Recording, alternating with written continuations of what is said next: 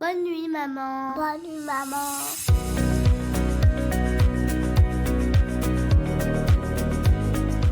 Les endormissements à rallonge, les réveils nocturnes ou les siestes compliquées, ça te parle?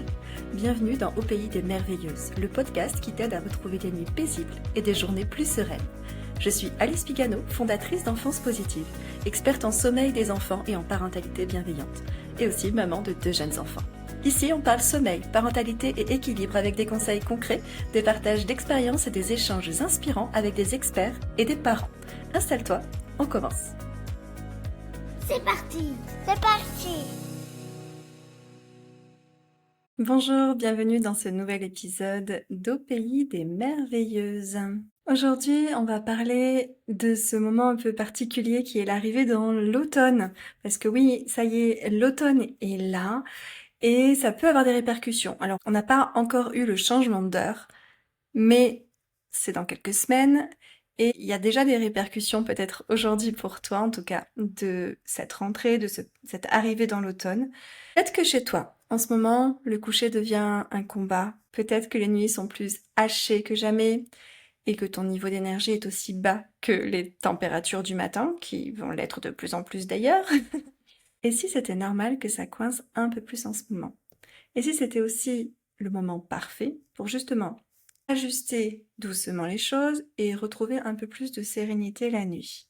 Ce que peu de gens savent, en tout cas intègrent, c'est qu'à l'automne, la lumière naturelle, elle baisse fortement.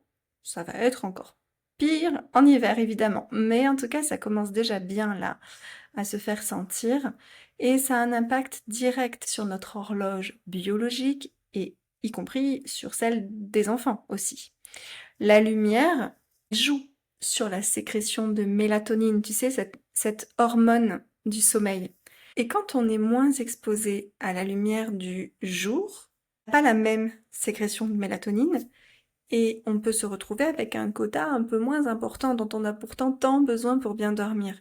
Résultat, on peut se retrouver avec des endormissements qui deviennent un petit peu plus longs, plus difficiles, et ça, même si on n'a rien changé à la routine. En fait, le corps cherche ses repères et c'est vrai à la fois pour les enfants et pour nous. Parce que du coup, nous aussi, on peut ressentir un petit peu plus de fatigue en ce moment.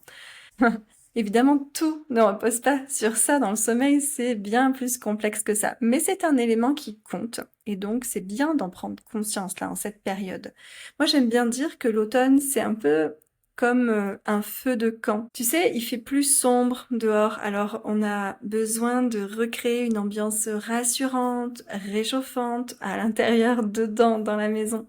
Ton enfant aussi a besoin de cette chaleur émotionnelle, d'un environnement sécurisant, doux, constant. Évidemment, c'est un besoin qu'il y a tout le temps, mais c'est vrai que cette baisse de lumière, ça peut parfois augmenter un petit peu ce besoin.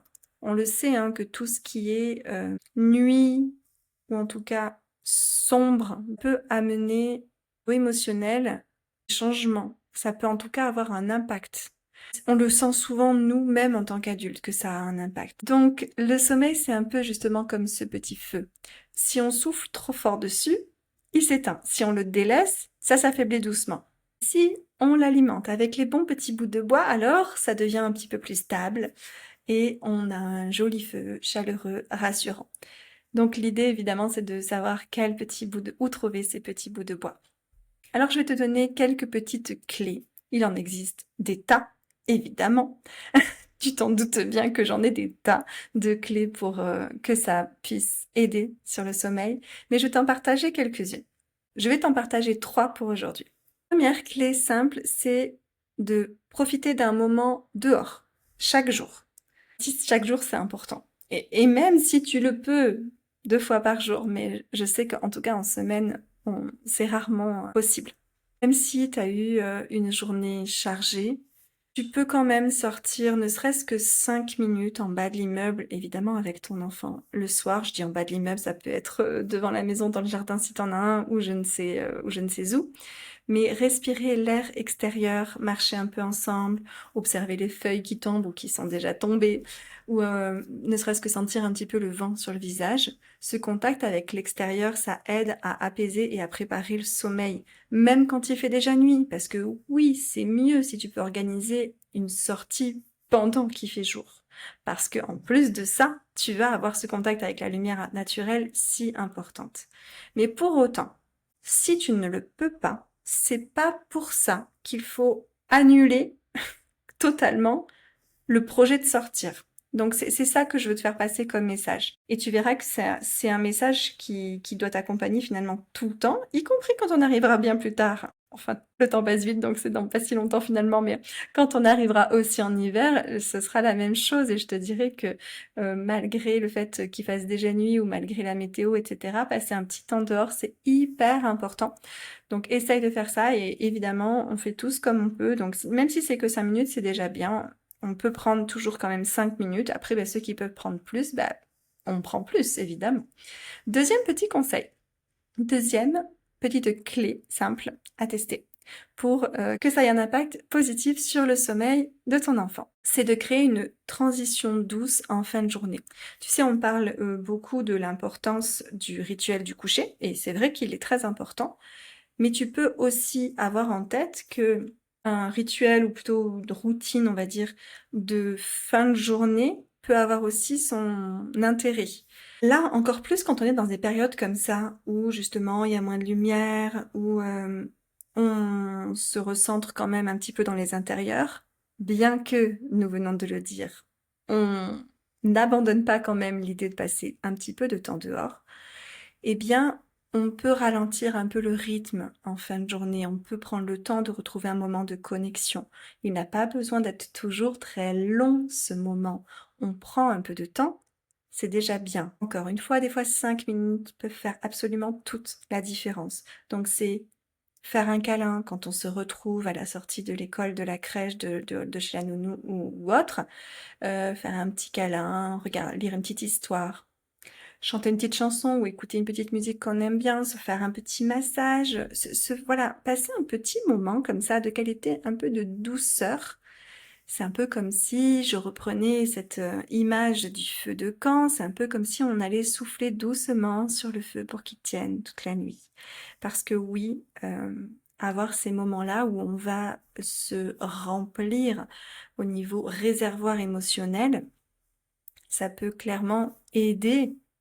Je ne dis pas que tout va changer grâce à ça, parce que c'est bien plus complexe, mais ça peut largement contribuer, en tout cas, à ce qu'on a un enfant capable de dormir un petit peu mieux quand même, avec cette connexion qui aura eu lieu.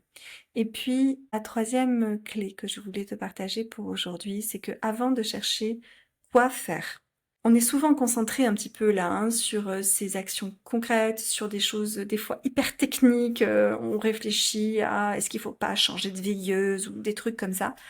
Mais en fait, la première question à se poser, c'est de se demander de quoi il a besoin. Un enfant qui pleure plus ou qui dort moins bien en ce moment, il n'est pas en train de te tester, ça c'est clair.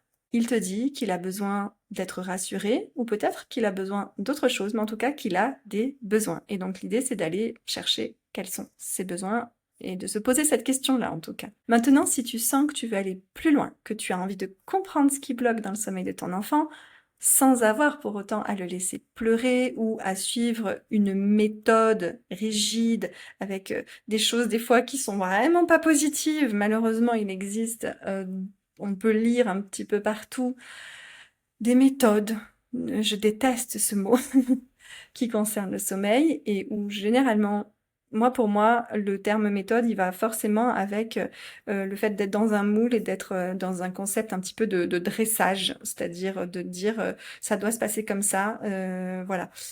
Ça fonctionne pas comme ça, on n'a pas un petit robot à régler, hein. On a un enfant, donc pas de méthode. Voilà, donc si tu es intéressé pour avoir des pistes sur le sujet du sommeil de ton enfant sans avoir à le laisser pleurer, sans être bloqué dans des méthodes, j'ai créé un atelier gratuit pour toi Il s'appelle « Comment retrouver des nuits sereines sans laisser pleurer ton enfant ». Et dans cet atelier, je t'aide à comprendre les erreurs fréquentes, les besoins derrière les réveils, je te donne des clés pour agir autrement, avec douceur, avec respect et surtout avec toi au centre. Parce que l'idée, c'est pas de venir s'oublier au passage et de te sentir hyper mal. Tu peux t'y inscrire si tu le souhaites pour participer au prochain atelier en live avec moi via le lien que tu trouveras dans la description de cet épisode. Pour conclure, l'automne, c'est peut-être un moment de fatigue. Faut qu'on s'habitue au fait qu'il y ait moins de lumière et souvent ça pèse sur la fatigue. Mais c'est aussi un moment de retour à soi. Si tu ressens que le sommeil devient trop lourd à porter seul, ne reste pas dans cette spirale. Je suis là et il existe des chemins plus doux. Tu n'es pas seul. Et je te laisse avec cette petite citation qu'en fait j'ai inventée. L'automne, c'est le moment parfait pour ralentir, pour observer et pour semer ce qui fleurira plus tard.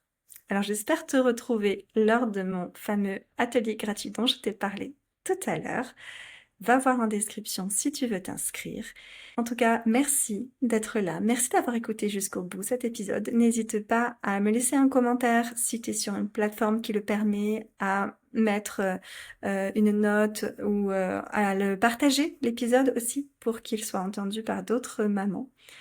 Et je te dis à très vite pour un prochain épisode. Merci d'avoir écouté cet épisode d'Au Pays des Merveilleuses. Si tu as aimé, n'hésite pas à laisser une note et un avis sur Apple Podcast ou Spotify. Ça m'aide à faire connaître ce podcast et à soutenir d'autres mamans. À très vite pour un nouveau moment de sérénité.